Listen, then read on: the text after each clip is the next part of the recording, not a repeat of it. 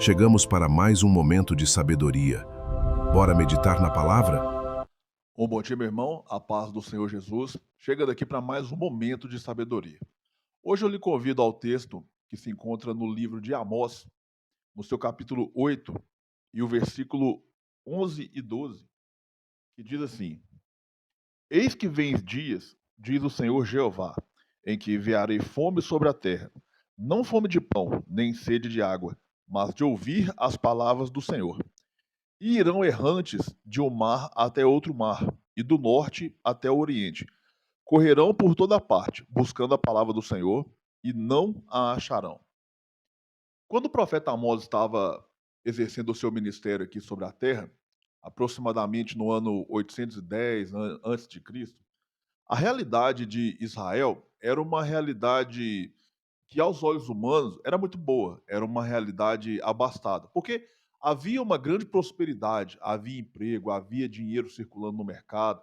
Então as pessoas elas não tinham aquela necessidade de alimento como já houve outras vezes no período de Israel, onde as pessoas dependiam de Deus operar o milagre para se alimentar, dependiam de Deus prover realmente algo para que elas não passassem fome. Nesse período, Israel estava super desenvolvida, tinha contratos com outras nações que geravam muito dinheiro. E isso era um momento de calmaria, era um momento de prosperidade, era um momento de paz financeira. Entretanto, o padrão moral de Israel era terrível. Não havia amor pelo templo, dedicação pela palavra. Não havia abundância de comunhão com o Senhor. Ou seja, havia uma prosperidade financeira, havia uma estabilidade de profissional, havia assim uma vida tranquila, humanamente falando. Mas em relação à vida com Deus, em relação à comunhão, isso estava um deserto absurdo. Estava terrível, porque as outras nações que eram pagãs, elas não simplesmente adoravam uma imagem de escultura. É claro que elas adoravam uma imagem de escultura e isso sempre foi, desde o Gênesis até o Apocalipse, um dos maiores pecados que tem registrado na Bíblia Sagrada e que Deus abomina. Mas, além disso, os cultos pagãos, eles estavam ali, o que continham dentro desses cultos pagãos, sexo desenfreado, sacrifício de crianças, como culto. Não que era um assassinato, não que era um crime, mas que faziam parte de uma liturgia cultual. Então, Amós, ele, cheio do Espírito Santo, eu poderia ler aqui quase que o capítulo 8 inteiro, quase que o livro de Amós inteiro, vocês entenderiam o cerne de como andava aqui a situação espiritual de Israel. Era terrível. E ele fala assim, ó pra você ver, ó, verso 10. E tornarei as vossas festas em luto. Havia festa. E todos os vossos cânticos em lamentações. Festa, música, né? E aparecerá pano de saco sobre todos os seus lombos. Vergonha. Então, ele vai trazer essa palavra aqui. Esse que vem de Senhor que enviarei. Esse texto que eu li e a exegese que eu trouxe, a explicação, contextualização literária, fala sobre o período de Amós. Mas trazendo para os nossos dias de hoje, eu quero te conduzir a uma linha de pensamento. Não sei onde você está ouvindo essa mensagem, esse momento de sabedoria, mas para mim hoje, no meu meio social, não falta emprego. Qualquer pessoa consegue ter seu celular, consegue ter sua internet, consegue ter sua roupa, seu veículo, consegue comer, consegue beber, consegue, enfim, consegue ter o básico para viver tranquilo e com segurança. A violência está lá fora, mas nós que servimos a Deus, nós que temos uma vida mais tranquila, pode acontecer de sofrer uma violência, pode, mas é raro. Falando por mim. E nós temos vivido uma vida que Deus tem nos abençoado, Deus tem suprido as nossas necessidades. Porém, a escassez espiritual é absurda. Por quê? Porque nós temos igrejas em cada esquina.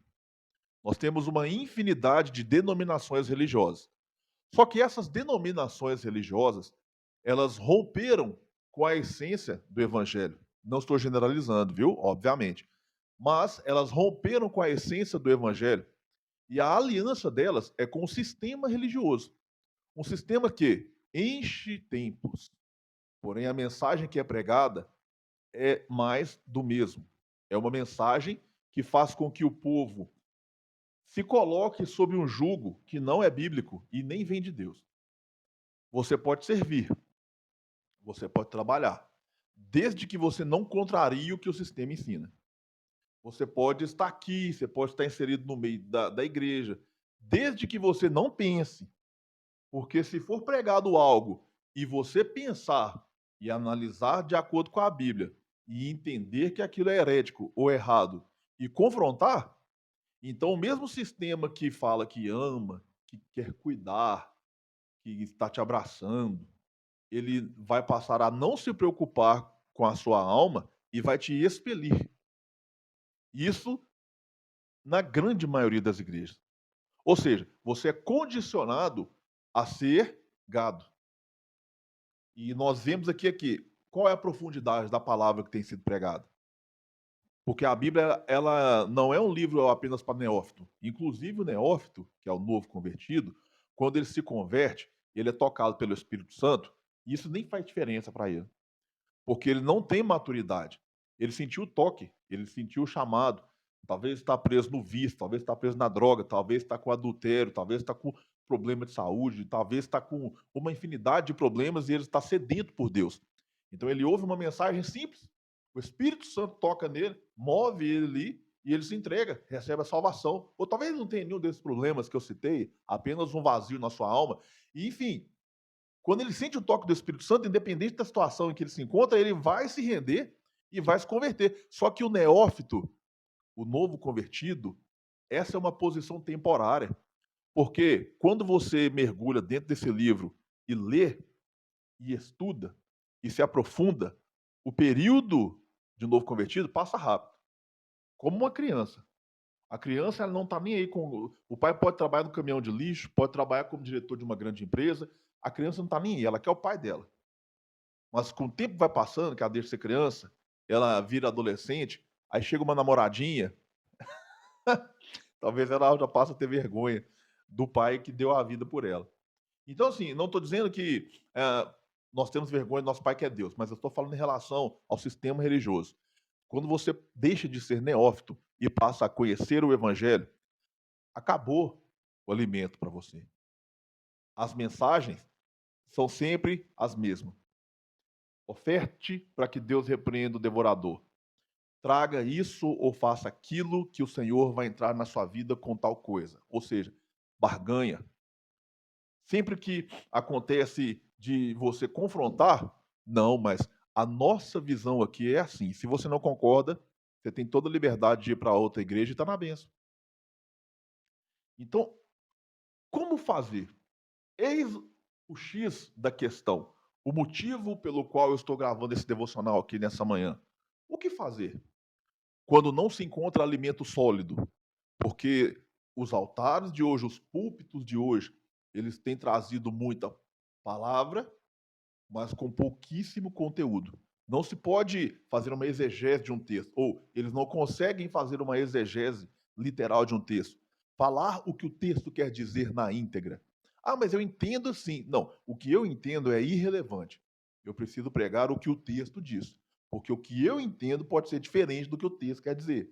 E para expor a verdade, é necessário ter conhecimento exegético, hermenêutico, homilético. É necessário ter o conhecimento profundo e panorâmico das Escrituras, para nós pregarmos e ensinarmos o que o texto quer dizer e ensinar. Então, talvez, como eu disse, o cumprimento literal dessa palavra que o profeta Amós trouxe não é hoje, mas figuradamente, nós passamos pela mesma fome que Israel passou naquele período. Nós temos dinheiro, nós temos celular, nós temos aqui, nós conseguimos ir comer uma pizza no final de semana, nós conseguimos passear, nós conseguimos fazer tanta coisa. Nós conseguimos fazer tanta coisa. Mas nós não conseguimos pegar um texto e aplicar uma exegese no texto. Nós não conseguimos muito, não estou generalizando, obviamente, mas na grande maioria de pessoas que se auto-intitulam pastores e por aí vai, não vou nem ficar citando lista de cargos eclesiásticos aqui, mas eles não conseguem defender a própria fé. E quando você os confronta, eles simplesmente falam assim: ah, o que importa é que a gente esteja preparado. Não, não é só isso que importa. Não tem como eu me preparar para algo que eu desconheço. É necessário que, se eu sou pastor, se eu alimento pessoas, se eu ensino pessoas, ou se eu sou presbítero, diácono, obreiro, ou qualquer coisa, se eu sou cristão, é necessário que eu conheça a minha fé. Porque a Bíblia diz que nós devemos estar prontos para responder qualquer um que nos indague acerca do fundamento da nossa fé. Então, eu preciso voltar para o Evangelho. Você tem Bíblia na sua casa? Você precisa parar de se autossabotar. Quando eu vou ler a Bíblia, eu sinto sono. Ah, mas eu leio e não entendo. Ah, mas é isso, é isso, é isso, é isso, é isso, é isso, é isso, é isso, é isso, é isso, é isso. Eu não posso abandonar o templo. Hebreus 10, 25 diz: não abandonando a vossa congregação, como é costume de alguns. Não, não posso. Porém, eu não posso depender do templo para me alimentar. Eu não posso depender do conhecimento alheio para me alimentar, porque pode ser que ele não tenha conhecimento. Então eu preciso sentar aqui na mesa da minha casa e ler a palavra. Eu preciso servir a Deus fora do templo, no banco da praça, numa mesa como essa, na internet, como eu estou fazendo agora, no quarto de hospital, no seio da minha família. Eu preciso servir a Deus ensinando quem sabe menos do que eu, orando junto com quem está mais fraco. Eu preciso ser cristão. Você está entendendo que o servir a Deus, ele não tem nada a ver com o exterior? E quando eu falo que não tem nada a ver com o exterior, eu não estou falando que o exterior não importa, que você pode se comportar da maneira que você bem entender. Eu estou dizendo apenas que o ser cristão está relacionado com o que está dentro de você. O que é que está dentro de você? É a vontade de se submeter a Cristo e ao Evangelho? É a vontade de servir a Deus? É a vontade de compartilhar com quem tem menos? O que está dentro do seu coração é um coração humilde? O que está dentro de você? Porque às vezes eu falo assim, não tem nada a ver com o exterior. E as pessoas interpretam o quê? Eu posso me vestir da forma que eu quiser, eu posso fazer o que eu quiser, que Deus quer é o coração. Não é isso que eu estou falando. Eu estou dizendo que eu posso estar com saia, no caso, né? As mulheres podem estar com saia no pé e com o coração imundo. Homem, pode ir igualzinho há uns 20, 30 anos atrás, né? Você conhecia um crente à distância porque estava de calça social, havaiana azul ou amarela e a camisa de botão de manga curta.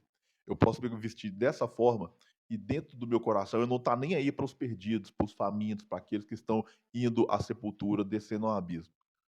Não é estereótipo cristão, é coração cristão.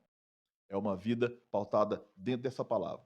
No verso 11 do capítulo 9, diz assim, ó, naquele dia tornarei a levantar a tenda de Davi que caiu, e taparei as suas aberturas, e tornarei a levantar as suas ruínas, e a edificarei como nos dias da antiguidade.